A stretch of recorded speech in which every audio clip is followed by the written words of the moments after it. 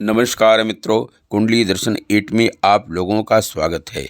मित्रों, षष्ठी देवी की पूजा बालक जन्म से छठे दिन होती है। क्यों होती है? पूतना राक्षसी से बचाने के लिए।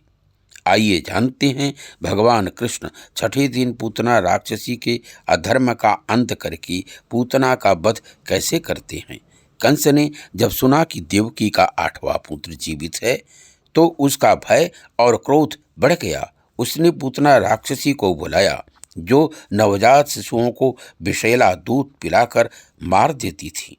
कंस ने आदेश दिया, गोकुल जाओ और हर नवजात शिशु को मार डालो। पूतना सुंदर स्त्री का रूप धारण कर गोकुल पहुंची। भगवान की योग माया के प्रभाव से किसी को उस पर संदेह न हुआ। वह नंद भवन पहुंची और यशोदा से कहा, मैं तुम्हारे बालक को दूध पिलाऊंगी तो वह हृष्ट पुष्ट हो जाएगा। यशोदा ने लाला को पालने से बाहर निकाला, पूतना की गोद में दे दिया।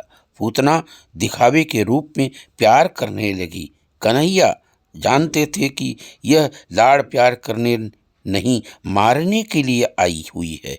पूतना के स्तनों में प्राणघातक विष भरा था। पूतना ने लाला को दूध पिलाना शुरू कर दिया। कन्हैया ने भगवान शंकर को याद किया, मैं तो गोकुल में माखन मिश्री खाने आया था और छठे दिन ही विष पीने को मिल रहा है। अब मैं दूध पीता हूँ, आगे का कार्य भगवान शिव आपका है। कन्हैया ने दोनों हाथों से स्तन को पकड़कर बलपूर्वक दूध पीने लगा। पूतना व्याकुल हो गई। तब वो रो रो की कहने लगी, मुझे छोड़ दे, मुझे छोड़ दे कन्हैया, मुझे छोड़ दे।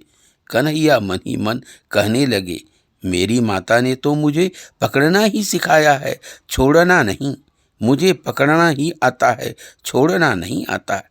मैं आज तुम्हें छोड़ने वाला नहीं हूँ, मैं तो तुम्हारा उद्धार ही करूँगा। पूतना व्याकुल हो गई।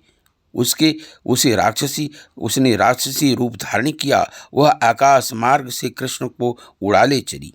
तब कन्हैया ने विष के साथ साथ उसके प्राण भी खींच लिए। वह चीखती हुई धरती पर गिर पड़ी। गोकुल कांप उठा, पर बाल कृष्ण शांति से उसके वक्षस्थल पर खेलते रहे, मानो कुछ हुआ ही न हो।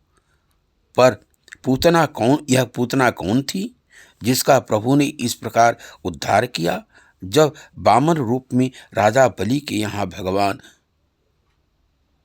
वामन के रूप में भिक्षा मांगने के लिए आए थे, तब उनके स्वरूप को देखकर राजा बलि की पुत्री रत्नमाला के हृदय में स्नेह उमड़ आया और मन में आया कि कितना अच्छा होता अगर इस बालक को मैं पुत्र रूप में पा सकती।